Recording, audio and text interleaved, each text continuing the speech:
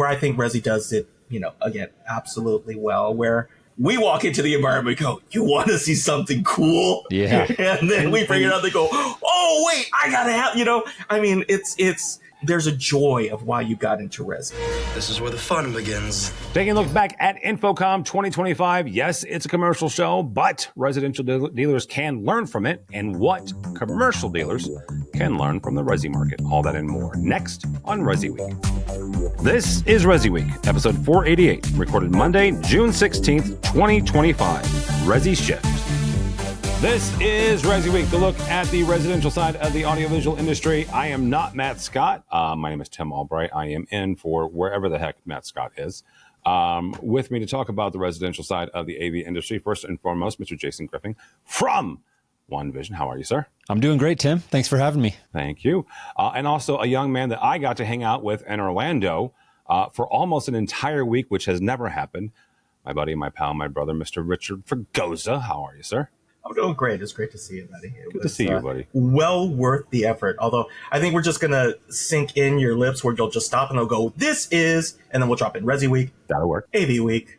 This is a state of control. Right? We're just going to do all three shows at once. We're going to do the simulcast of all three shows at once. We'll bring everybody in. Had Mitchell warned me, which he probably did, I just wasn't paying attention, we could have just synced in and just, copied and pasted what we recorded on Friday. From the show floor. Which also belated happy birthday to Mr. Albright. And hold on. This man has a new title, which he doesn't want to talk about, because now I shall only refer to him as the Hall of Famer. Tim did receive a Hall of Fame award, an industry award at InfoComm, so we cannot let the moment pass. Oh, we could. I'm humbled to be in your presence, Tim. Oh my God! Well, as you will now see, Tim is going to take a book out of the Ricky Henderson playbook and only refer to himself in the third person. Oh my God! Now. So. Yeah, that's exactly what I'll do. Tim Albright does not talk to commoners. Tim Albright does not. Again, I'm embarrassing you, but why don't you take 30 seconds, because it really was. It was pretty special, and honestly, after a decade plus. Yep. Working his ass off in this industry, especially given that we are on AVNation right now. I think it's up to Tim to kind of talk what he got the award for, big boy. So thank you. The fine folks at Higher Ed AV and HETMA, it was very nice. It was a very nice honor. Inducted me into their Hall of Fame as an ally of theirs. It is where I came from. Higher ed space when I started. When I met Rich Fregosa, I was a technology manager, and actually referenced you and our buddy Bradford Ben in my impromptu speech, because they didn't warn me that I'd be giving a speech, but absolutely went back to the roots, absolutely went back to the start. If you've never heard the story, the 30-second version is I stumbled upon Rich Fregosa and Bradford Ben on Google Hangouts, Google Plus, and the small engineering side of my brain goes, I can probably plug this into a recorder somewhere and record this. And there begat AVNation, right? And AV Week as an extension of that. It was very, very nice. And it was a nice evening. And you're right, Richie, it was very nice to be recognized and honored. So thank you, sir. Congratulations. Congrats, Tim. That's awesome. Well deserved. Thank you. So we are going to cover InfoComm. We are going to cover Mr. Richie and I sweating our butts off in Orlando's humidity and heat. But really, it was the show itself, right? 800 some odd exhibitors, roughly 31,000, not quite, but basically close enough to 31,000 qualified attendees. One thing I will give Avixa credit for is, since COVID, they have introduced this idea of qualified attendees, where that is the number of registrations, which was roughly 39,000, minus press, right? And any exhibitors. And so that gives you a good net of the folks that were there to see, to be scanned, to have conversations. Slight uptick from Vegas last year over year, not much. I think the number for Vegas last year was 30,200, 30,300, something like that. One of the highlights from Avixa, the press release they sent out, was the fact that it was the largest percentage of end users, 35%, as opposed to, I think the highest they had to this point was 30 or 33%. But this is a residential show. However, there was a number of what I'll call crossover exhibitors there. And Rich, we're going to start with you since you and I were both there. The big ones, right? Crestron, Legrand, Sony. These are folks that show at both CEDIA and InfoComm. RTI, a new Snap new AV. Snap AV, right?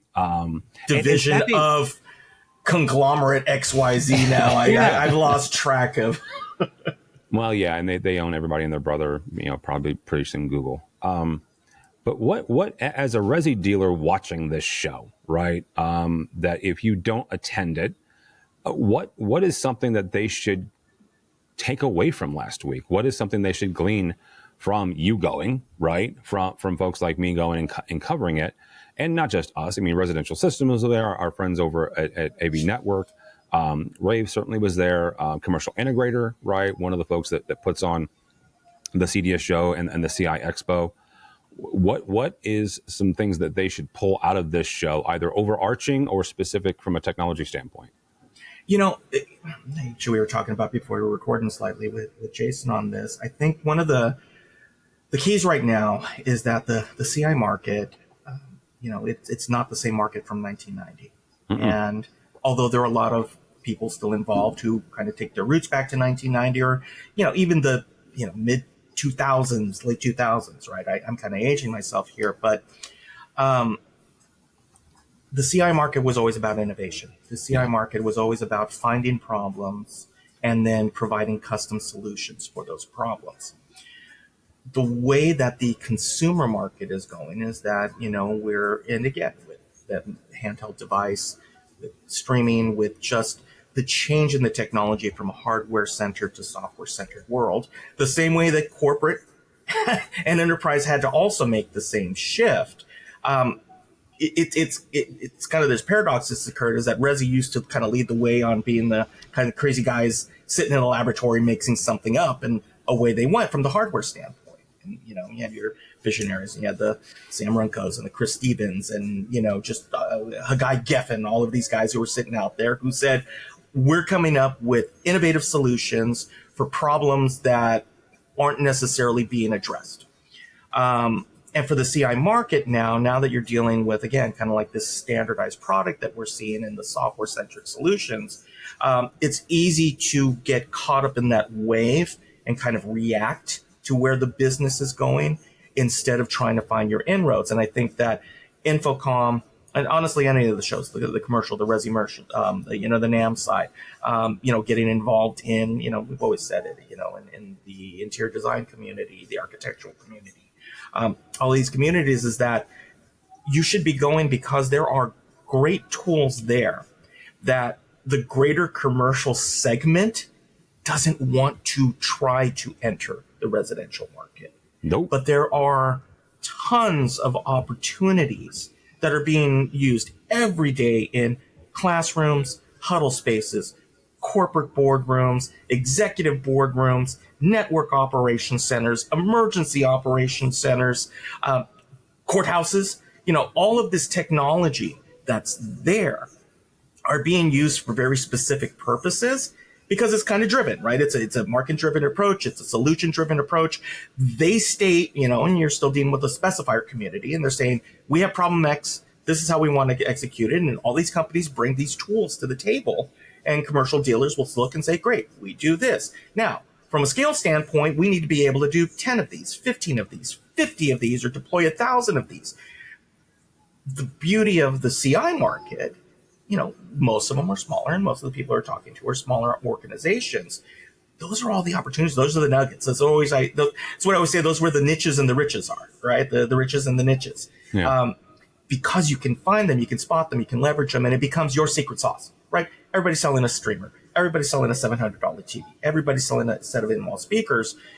What is it that you're bringing? Are you bringing engineering expertise, design expertise, acoustic expertise? Did you go and actually spend time with the Fluke guys at InfoComm and figured out what the tester does and why you should be doing this and certifying your networks that you're providing in these houses? Like all these things that, the running joke used to be, the Resi guys, we were the cowboys. We were the guys that are running off and just kind of going nuts. And the commercial industry were the grown-ups of the industry. We didn't want to be that, right? We didn't want to be the guys in the ties and the matching polo shirts walking, 4 across through the show floor. CI started out as pure rock and roll and anarchy half the time. And oddly enough, I think that there's a lot to be found and from that guerrilla marketing style of sales and getting in and seeing those pieces that are robust, stable, have great price points, profitability, and the ability to sell after the fact.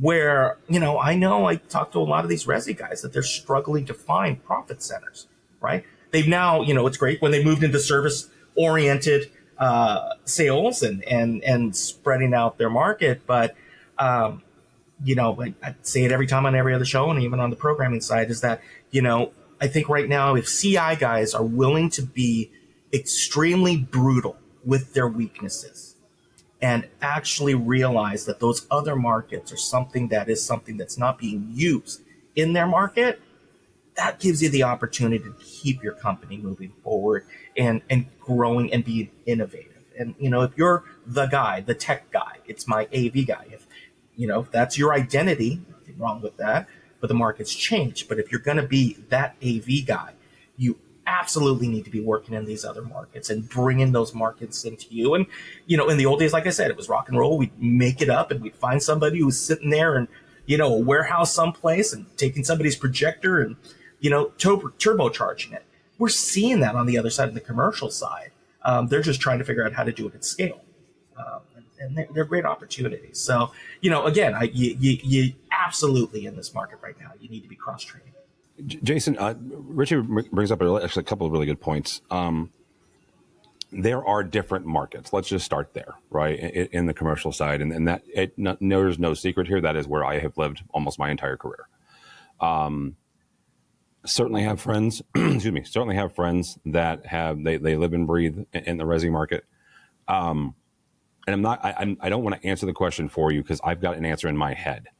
But when you talk to your clients at OneVision, what areas do they feel comfortable going outside of residential, right? And I have made no bones about the fact that I love the term Resi-mercial. I actually got a little bit beat up last week from an old Resi guy who is it gets now, the job done, right? It does, and Yeah.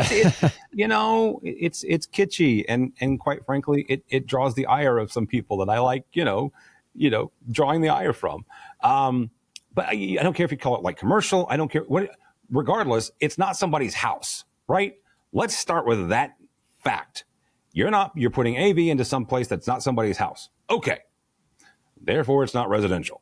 So regardless of what level of commercial you call it, Rich is right. Whether it was from the 2008 housing crash when you had to make money, right? You had to make payroll. You had to put food on your table and those of your employees. So these folks started branching out into other areas that were not inherently residential.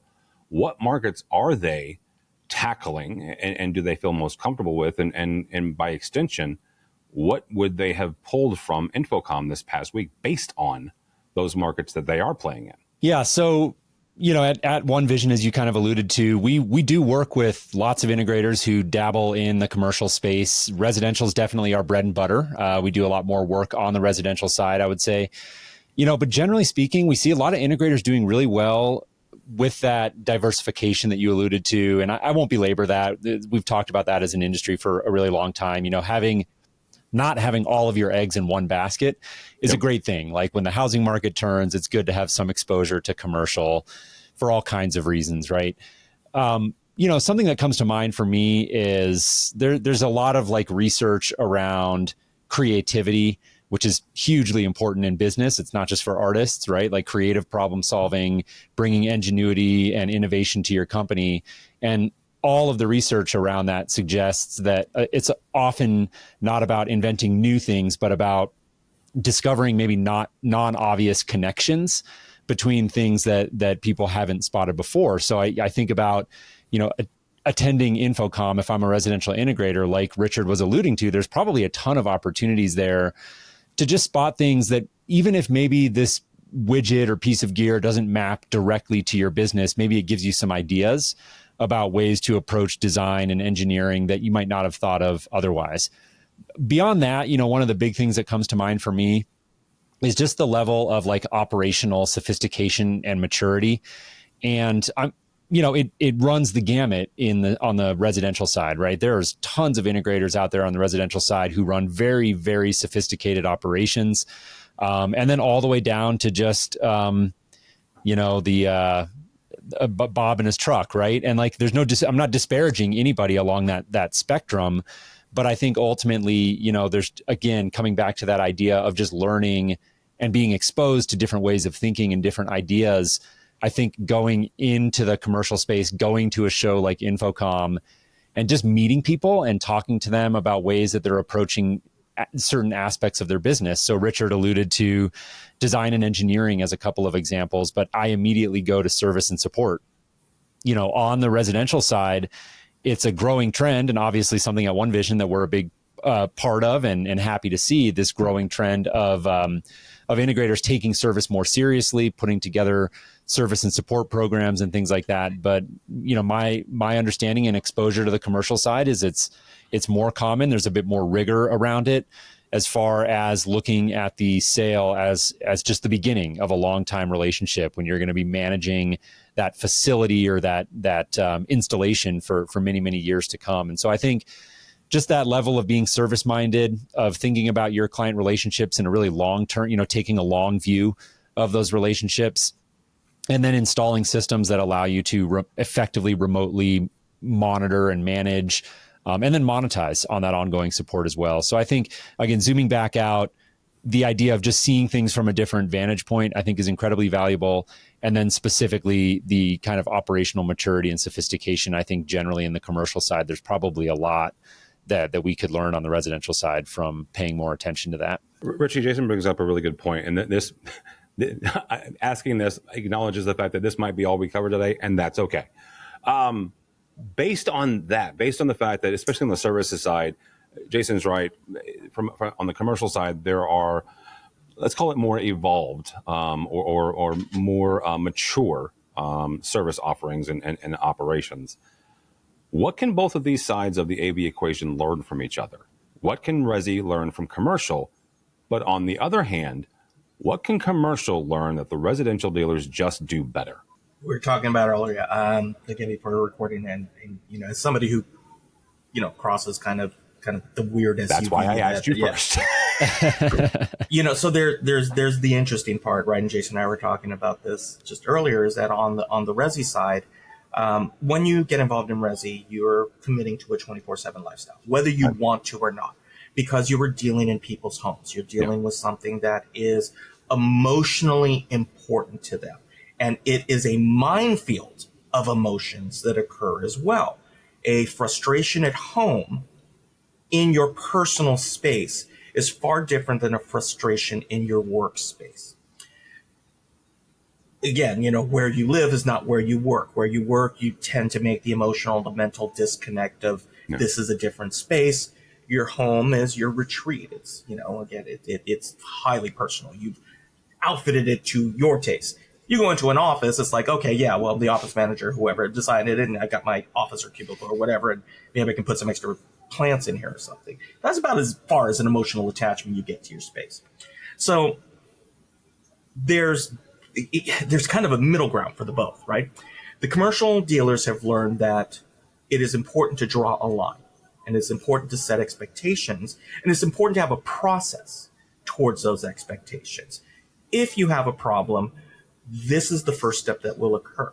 If that first step doesn't meet the objectives, then it'll get escalated to a next step, and then to a next step. And there are associated costs with what you feel is the inconvenience factor.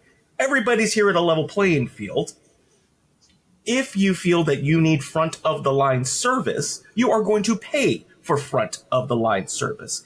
Additionally, the commercial side is a lot better about saying it's not if your system will have an issue, it's when your system will have an issue. As such, we have regular life cycles that we deal with these to minimize them as much as possible. And it's a very logical conversation that occurs because, again, the typically the IT manager, it's the chief operating officer, right? If you're dealing with people in the C-suite side of things, they're not emotionally invested. They're just looking at dollars and cents. If this goes down, we lose productivity. If we lose productivity, we lose money, right? I've got employees running around doing nothing. So there's a much more logical approach to it.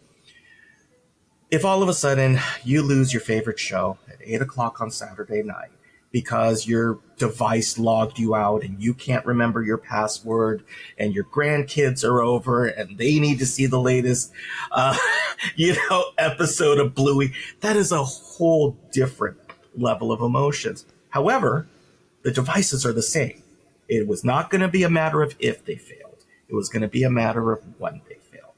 And on the Resi side, because it is a personalized interaction, and again, there are larger Resi organizations who do take a different approach to it. But I'm talking about kind of the bread and butter CI group of passionate individuals who really care about what they do and care about the customer service.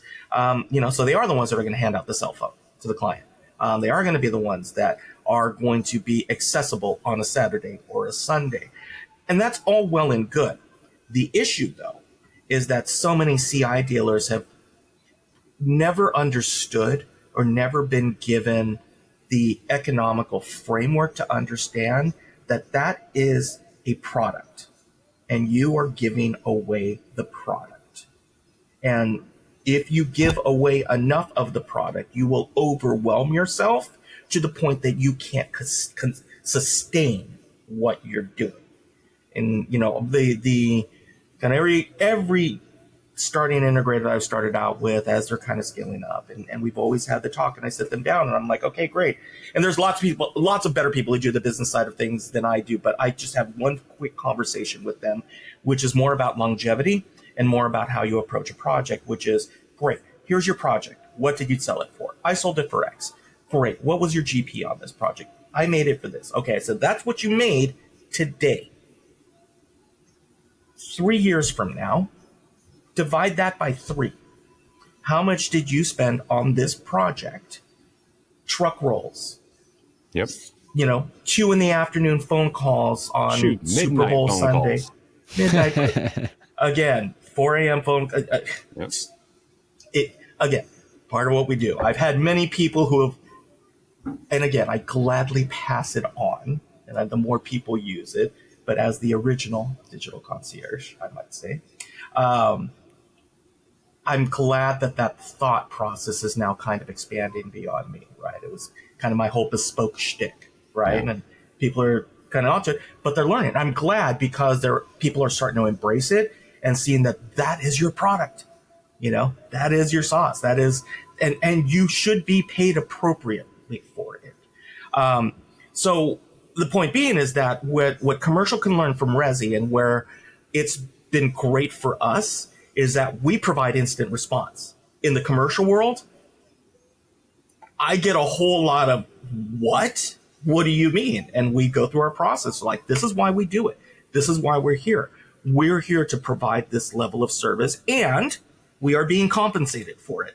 Right? Yeah. And they're going, great. And I'm like, that's in your budget line. And that goes through, your budget for the next year, and they cycle it out.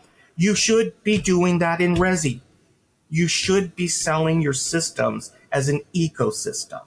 I am putting this part in, but what I am doing is I am establishing the fact that you now have a technologist who is flattening all of these hurdles for you, who is minimizing your inconvenience, who is giving you the tools for the when, not the if.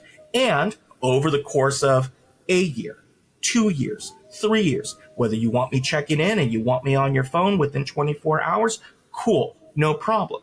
Whether every 3 months I'm just doing a spot check and I'm just making sure that, especially with the tools OneVision provides, and because again, here are the things. Well, here's tier 1, right? You call me on Friday, we've got a 24 to 48 hour to business reply, right? That's kind of standard. You want tier 2? We have a managed service who we work with. We won't necessarily be the one that you call, but they have trained staff who are going to work you through most of the common issues. That is your value add solution. You then have, what everybody loves, right? Everybody talks about they want bespoke. It's the monkey's paw. When you chase after the bespoke market, you are absolutely marrying yourself to that project, into that ecosystem. You are making yourself part of the nervous system of that house. If you then decide to go to tier 3, okay, great. Now, here's where you are creating the value for what you do. And we've said it many, many times in the programming community, in the Resi community, there's this identity crisis that occurs and this imposter system that they shouldn't be asking for what they're worth. Now, granted, you're young and you're starting out in the company and you're doing some stuff, you might not be worth it yet. You might think you're worth it, but you haven't put your tools in place. And it's something to aspire to. And there's nothing wrong with that. There's nothing wrong with saying, hey, that's why you reach out to companies like Jason's, which are the bridge company until you can get it out or you have a long-standing partnership. Commercial figured that out. Commercial figured out, hey, we only have X amount of employees. We've got 3 different cities that we're deploying stuff. We're going to reach out to contract technicians and engineers who come in specifically. They're not giving away secret sauce. It's not like, oh my gosh, they're going to take our business away from us. No, they brought in professionals to do a job. Resi's still built with a lot of ego and the I have to do it myself stubbornness. And I think that's, the biggest lesson to learn is that, bring everybody in. It seems like you're taking a slice of the pie away, but you just made it a bigger pie. Yeah, you may have a slice, but it's a whole lot bigger pie. No.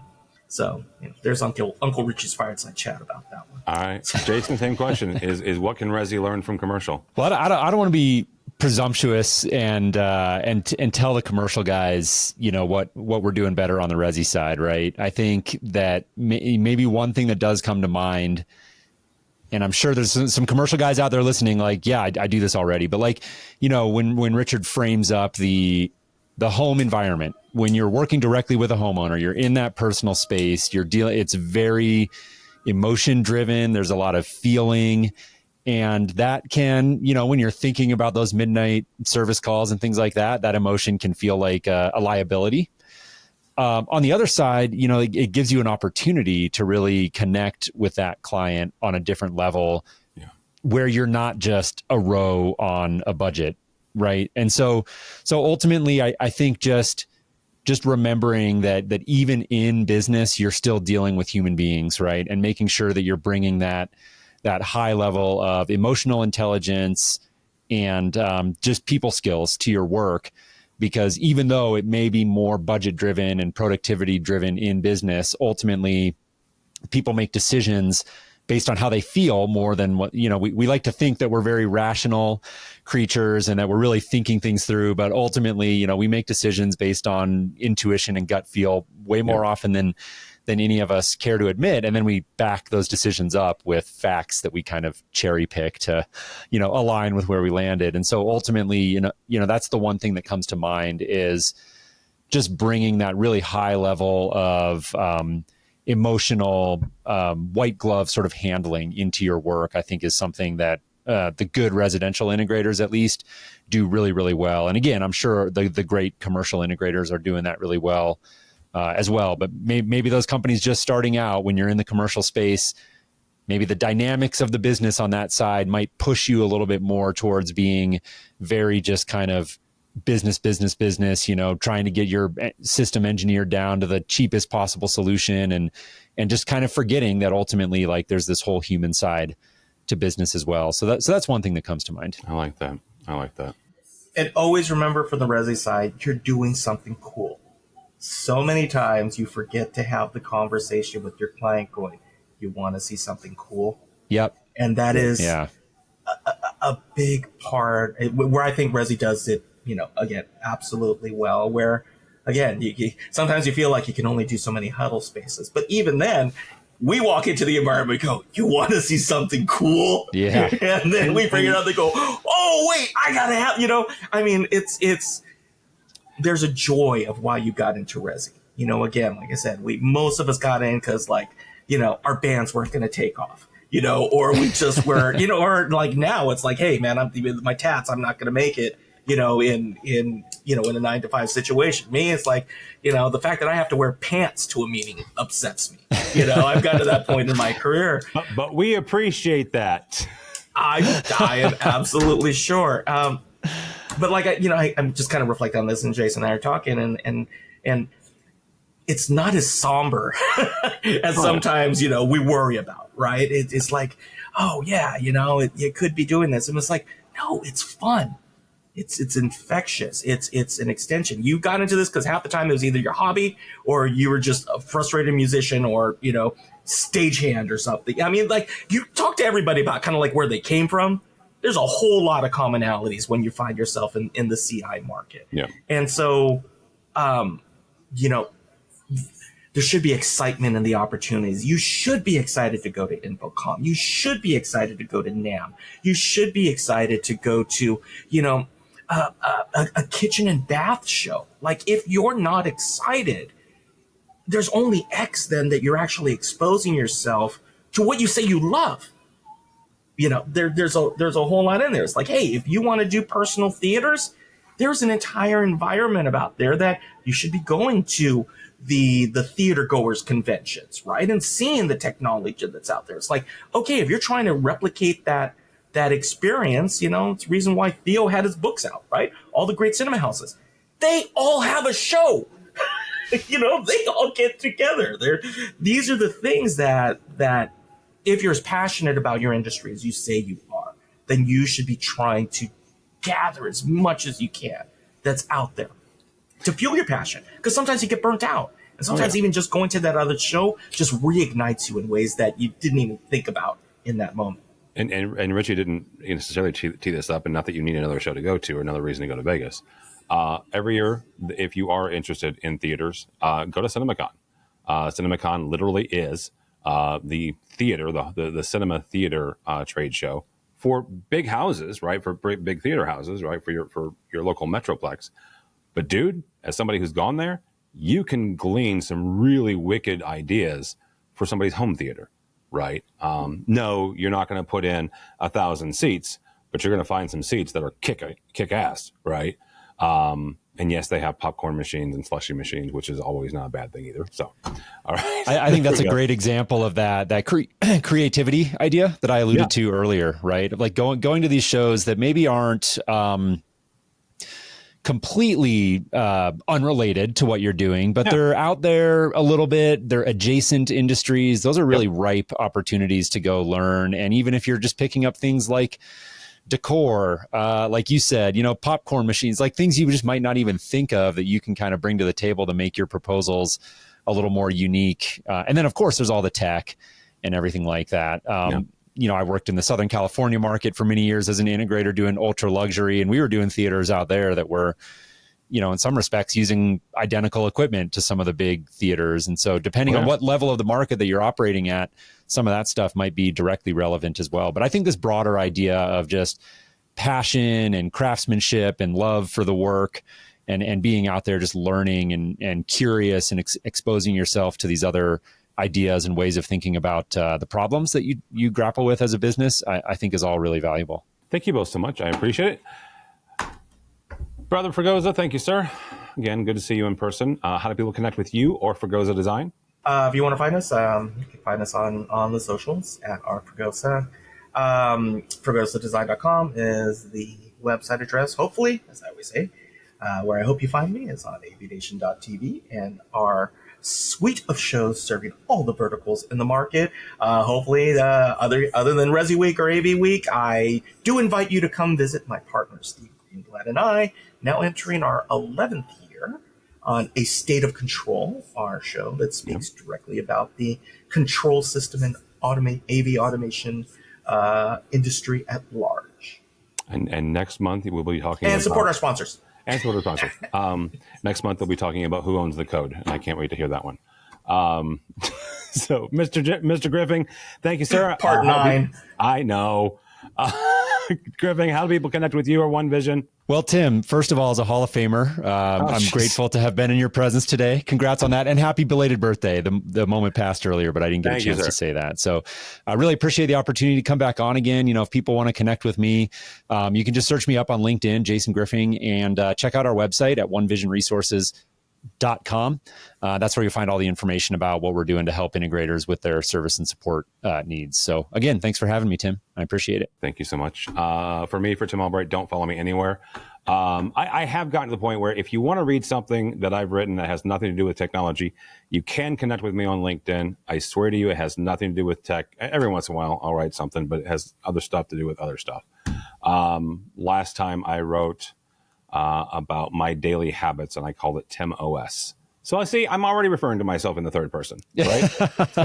It starts. This is how it starts. This is how it starts. AVNation.tv. That's AVNation.tv. You'll find this program and a host of others. We'd reference this, but the first of 2 episodes from InfoComm is already landed, so you can check that out. We recorded it in our friends Midwich in their booth. Richie also talked about State of Control. That is also up, where we look at Crestron Masters 2025 that came to you from Madrid, and is one of the rare occasions where I am somewhat qualified to be on State of Control anymore.